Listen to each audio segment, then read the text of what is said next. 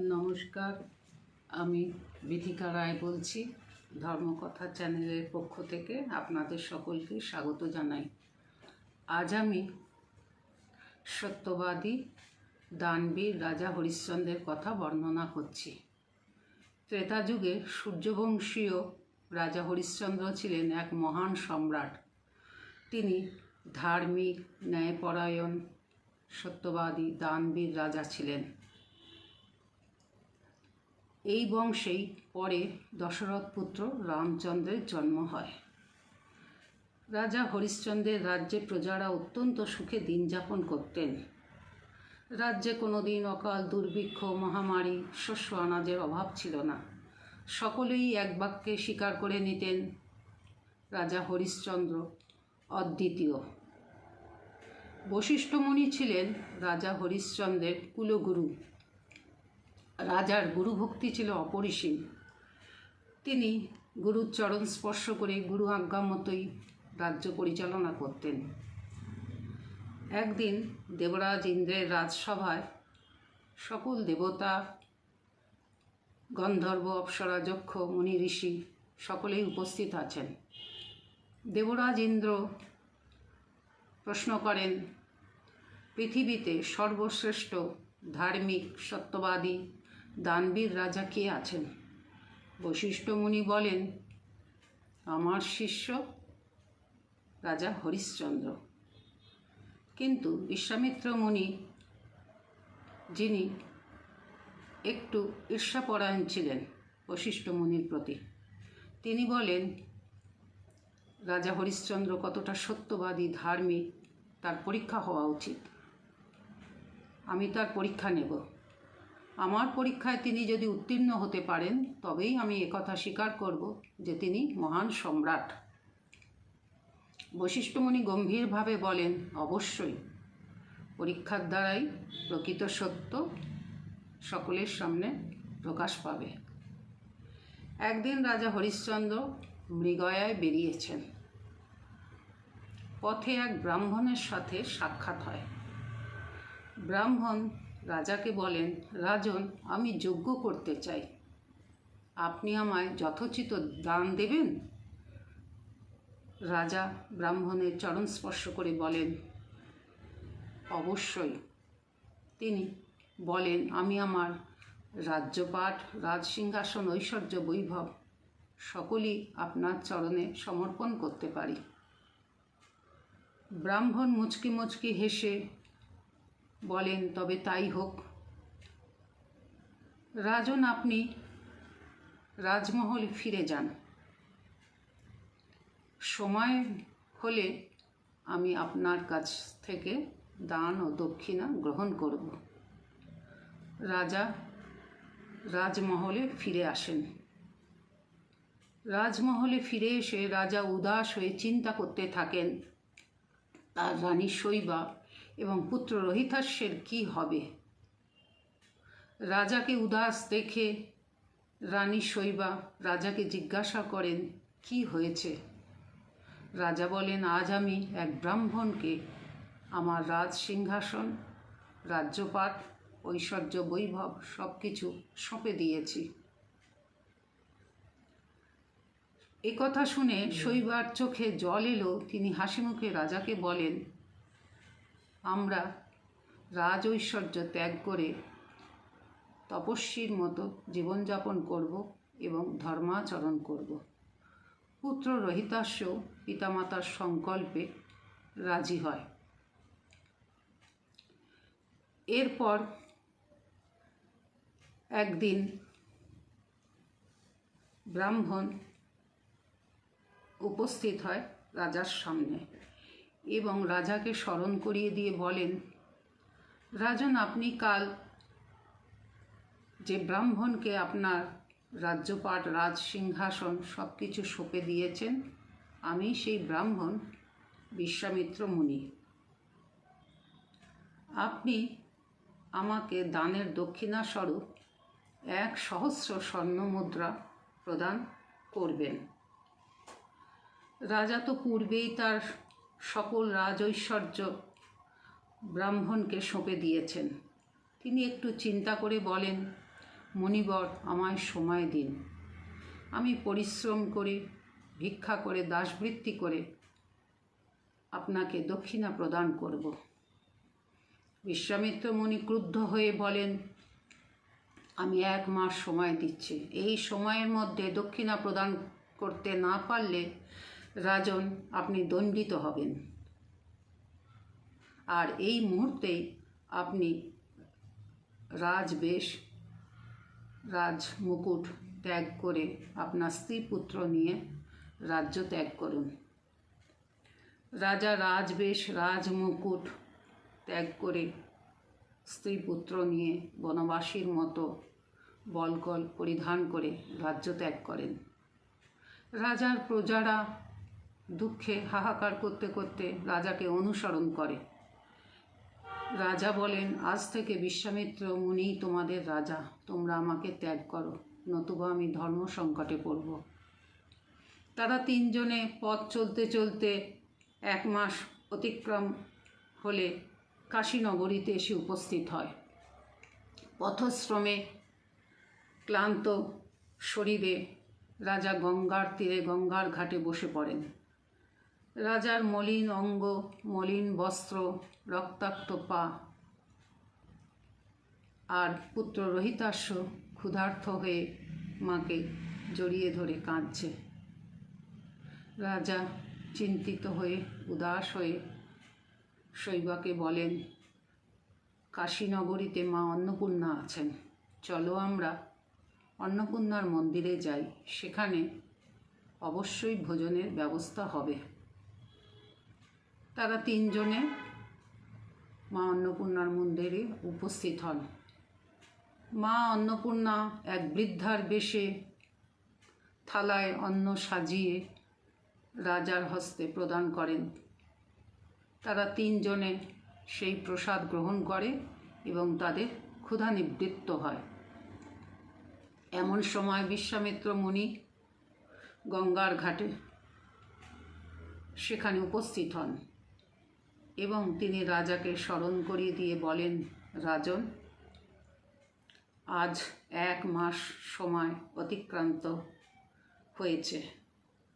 সন্ধ্যাকালে সূর্যাস্তের আগেই আপনি আমাকে দক্ষিণাস্বরূপ 1,000 স্বর্ণমুদ্রা প্রদান করবেন। রাজা বিশ্বামিত্র মুনির চরণ স্পর্শ করে প্রতিজ্ঞা করেন, আমি রাজা হরিশ্চন্দ্র, প্রাণ যায় পর বচন না যায়, আমি সূর্যাস্তের মধ্যেই আপনাকে 1,000 স্বর্ণমুদ্রা প্রদান করব। বিশ্বামিত্র মুনি প্রস্থান করেন। রাজা চিন্তিত হয়ে উদাস হয়ে ভাবতে থাকেন, কাশীনগরীতে তারা অপরিচিত, কে বা কারা তাদের ভিক্ষা দেবে বা কাজ দেবে।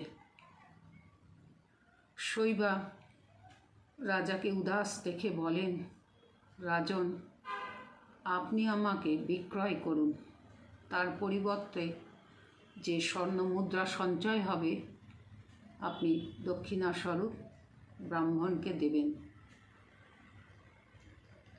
হরিশ্চন্দ্র তার প্রাণের প্রিয় শৈবাকে কি করে দাসী রূপে বিক্রয় করে। তিনি দুঃখিত মনে পথে চলতে চলতে চিৎকার করে বলতে থাকেন, আমি আমার স্ত্রী শৈবাকে দাসীরূপে বিক্রয় করতে চাই, কে আছো তোমরা, দাসী ক্রয় করবে? সেই সময় এক বৃদ্ধ সেখানে উপস্থিত হয় এবং তিনি বলেন, আমি আমার অসুস্থ স্ত্রীর সেবা শুশ্রূষার জন্যে একটি দাসী ক্রয় করতে চাই। তিনি শৈবাকে দাসীরূপে ক্রয় করেন, তার পরিবর্তে রাজাকে কিছু স্বর্ণমুদ্রা প্রদান করেন।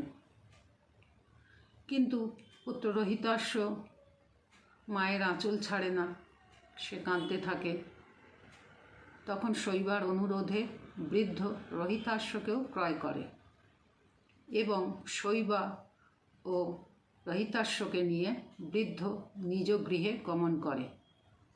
স্ত্রী পুত্রকে হারিয়ে রাজা সজল চক্ষে রাজপথ দিয়ে চলতে থাকে এবং তিনি চিৎকার করে বলতে থাকেন, আমি নিজেকে দাস রূপে বিক্রয় করতে চাই, কে আছো আমায় ক্রয় করবে? কিন্তু হরিশ্চন্দ্রকে কেউ ক্রয় করে না। তিনি পথে চলতে চলতে একসময় শ্মশানে এসে উপস্থিত হন। শ্মশানে ধর্মরাজ চণ্ডাল রূপে সেখানে উপস্থিত ছিলেন। শ্মশানের চারিদিকে সারি সারি চিতা জ্বলছে। মৃতদের পরিবার শোকে বিলাপ করছে। বাতাসে বিশ্রী কটু গন্ধ। হরিশ্চন্দ্র চণ্ডালকে দেখে বলেন, প্রভু আমাকে ক্রয় করুন, তার পরিবর্তে স্বর্ণমুদ্রা প্রদান করুন। চণ্ডাল রাজি হয়ে যায় এবং তিনি হরিশ্চন্দ্রকে ক্রয় করেন, পরিবর্তে স্বর্ণমুদ্রা প্রদান করেন। সেই মুহূর্তেই সন্ধ্যাকালে বিশ্বামিত্র মুনি শ্মশানে উপস্থিত হন। হরিশ্চন্দ্র 1,000 স্বর্ণমুদ্রা বিশ্বামিত্র মুনির হাতে সঁপে দেন। বিশ্বামিত্র মুনি সেখান থেকে প্রস্থান করেন। এরপরে রাজা হরিশ্চন্দ্র শ্মশানে চিতা সাজানো, মৃতদেহ সৎকার করা, ডোমের কাজ করতে থাকে। প্রতিদিন তিনি তার গুরু এবং ইষ্ট দেবতাকে স্মরণ করে নিত্যকার কর্ম করেন এবং দৃঢ়চিত্তে সকল দুঃখ কষ্ট সহ্য করতে থাকেন। অপরদিকে শৈবা বৃদ্ধার ঘরে কঠোর পরিশ্রম করে আর পুত্র রহিতাশ্ব বৃদ্ধের গৃহকার্যে সাহায্য করে। একদিন রহিতাশ্ব ফুলের বাগিচায় ফুল তুলতে গেছে। সেই সময় একটি বিষধর সর্প রহিতাশ্বকে দংশন করে। রহিতাশ্বের মৃত্যু হয়ে যায়। একমাত্র পুত্রের মৃত্যুতে শোকে পাথর হয়ে শৈবা কাঁদতে থাকে। তার পুত্রের মৃতদেহের সৎকারের জন্যে বৃদ্ধ কোনো অর্থ সাহায্য করতে রাজি হয় না। শৈবা তার পুত্রের মৃতদেহকে কোলে করে শ্মশানে এসে উপস্থিত হয়। হরিশ্চন্দ্র স্ত্রীকে চিনতে পারেন এবং স্ত্রীর কোলে পুত্রের মৃতদেহ দেখে তিনিও অঝরে কাঁদতে থাকেন। পরে তিনি শৈবাকে বলেন, আমার প্রভুর নির্দেশ আছে শ্মশান কর ছাড়া কোনো মৃতদেহর সৎকার যেন না হয়। শৈবার কাছে তার পরনের বস্ত্রটুকু ছাড়া কিছুই সম্বল ছিল না। তিনি তার বস্ত্রের অর্ধেক স্বামীর হাতে সঁপে দেন এবং পরে স্বামী স্ত্রী কাঁদতে কাঁদতে তাদের একমাত্র পুত্রের মৃতদেহের সৎকার করেন। এমন সময় শ্মশানের চারিদিক উজ্জ্বল আলোয় ভরে যায় এবং ব্রহ্মা বিষ্ণু মহেশ্বর 3 জনে উপস্থিত হন। ধর্মরাজ চণ্ডাল রূপ ত্যাগ করে শ্মশানে উপস্থিত এবং বিশ্বামিত্র মুনিও দাঁড়িয়ে আছেন। রাজা হরিশ্চন্দ্র সকল দেবতাকে প্রণাম করেন। বিশ্বামিত্র হরিশ্চন্দ্রকে বুকে জড়িয়ে ধরে বলেন, রাজন, এ সবই সত্যের পরীক্ষা ছিল আর আপনি সকল পরীক্ষায় উত্তীর্ণ হয়েছেন। আপনি কোনোদিন সত্য থেকে এতটুকু বিচলিত হননি।